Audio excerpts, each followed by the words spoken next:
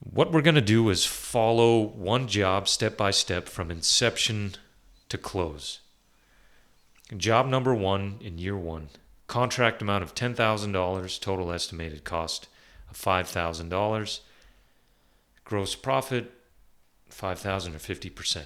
So by the end of year one, we have $250 in costs incurred and $750 in billings, leaving us with $250 in overbillings.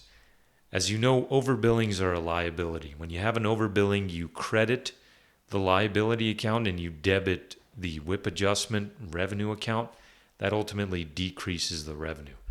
So in order to calculate how much revenue you recognize, you take your billings and you subtract the current WIP here, the overbillings of $250, and you get $500 in revenue recognized for the current year. So just because you billed $750 doesn't mean you get to recognize that entire amount as revenue. You have to decrease it by that WIP because you've billed ahead of how much revenue you should recognize. Now we go on to year two.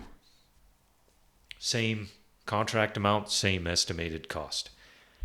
$3,500 in costs to date, $6,500 in billings to date, leaving us with $500 in underbillings. Opposite of overbillings, when you have an underbilling, you debit the asset account and you credit revenue. That increases your revenue. Now, in order to calculate how much revenue you're going to recognize, you take your current year billings, which is $5,750.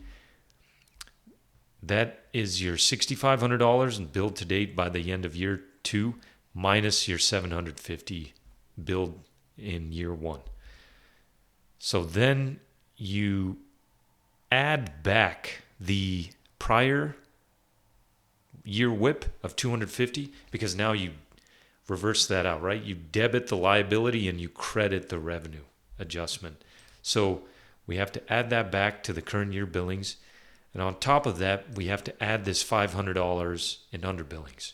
So your current year billings plus the reversal of prior year plus your current year gives us $6,500 in current year revenues earned.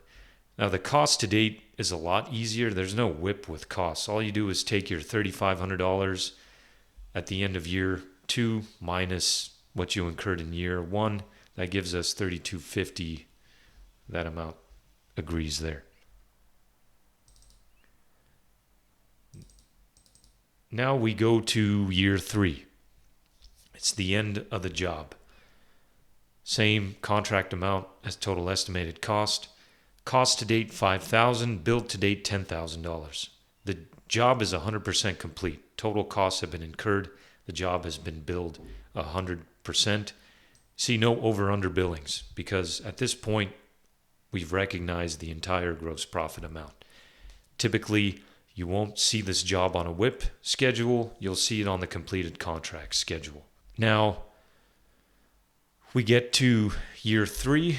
We have $1,500 in costs incurred. That's the $5,000 minus the $3,500. When we get to the billings, we take the $10,000 minus $6,500. That's $3,500 in billings. The reversal of the prior WIP is $500, which decreases revenue. That's crediting the underbillings, zeroing it out, and you debit the WIP adjustment revenue account, which decreases revenue. We should have zero over/under billings on closed jobs.